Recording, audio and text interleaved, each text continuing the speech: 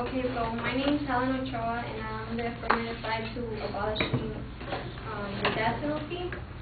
And I'd like to start off by saying that I am a strong believer that to take a life when life has been lost is revenge, not justice. It can be argued that rapists deserve to be raped, that murderers deserve to be murdered, but most societies, however, refrain from that responding. In this way, because the punishment is not only degrading to those on whom it's imposed, but it is also degrading to the society that engages in the same behavior as the criminal. The death penalty is not only shameful, but it has been exonerated, and it is highly expensive, and its deterrent effect fails to prevent crime. First, there is a high risk of executing the innocent. According to the Office of Defender Services of the Administrative Office of the U.S. Court, on July 7, 2009, Ronald Kitchen was released from Illinois prison after spending 21 years in prison, including 13 on death row. Kitchen and a co-defendant were found guilty of the murders of 2 women and 3 children in 1988. The Attorney General's office says prosecutors are now dropping all charges against 42-year-old Kitchen and 50-year-old Reeves in the murders of 2 women and 3 children. My second claim is that the death penalty is expensive and could cause more than imprisonment for life without parole, because the Constitution requires a long and complex judicial process for capital cases.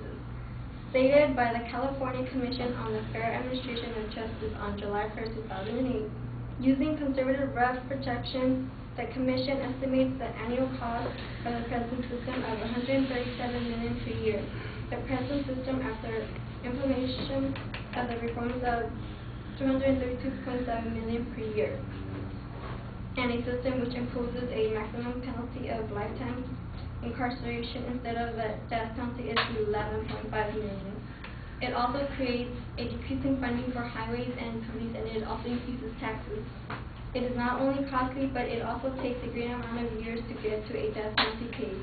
According to Richard Dieter, the executive director of the Death Penalty Information Center, complex pretrial motions, lengthy jury selections, and expenses for expert witnesses are all likely to add to the cost in the death penalty cases. For the states which employ the death penalty, this luxury comes at a high price. In Texas, a death penalty case costs taxpayers an average of $2.3 million, about 3 times the cost of imprisoning someone in a single cell at the highest security level for 40 years.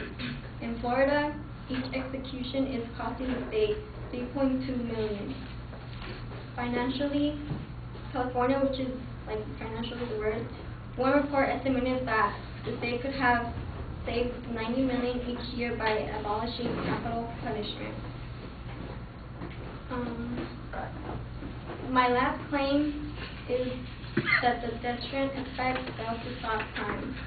People understand that if they commit a crime, they will be punished, knowing that people don't commit crimes. The threat of the death penalty is supposed to discourage people from committing a crime, but a more severe punishment only inspires more severe crimes. In an article entitled "The Death Penalty: No Evidence for Deterrence," John Donahue and Justin Wilford examined recent statistical studies that claim to show a deterrent effect from the death penalty. The authors conclude that the estimates claiming that the death penalty saves numerous lives are simply not credible. In fact, the authors state that using the same data and proper methodology could lead to the exact opposite conclusion. That is, that the death penalty actually increases the number of murders. As said by the Death Penalty Information Center, states without the death penalty have had consistently lower murder rates. The percentage to murders of the states that do not have the death penalty have remained reliably lower than the rate in states with the death penalty. In 2007, the murder rate in death penalty states was 5.83%, whereas the murder rate in non-death penalty states was 4.10%, which makes a 42% difference.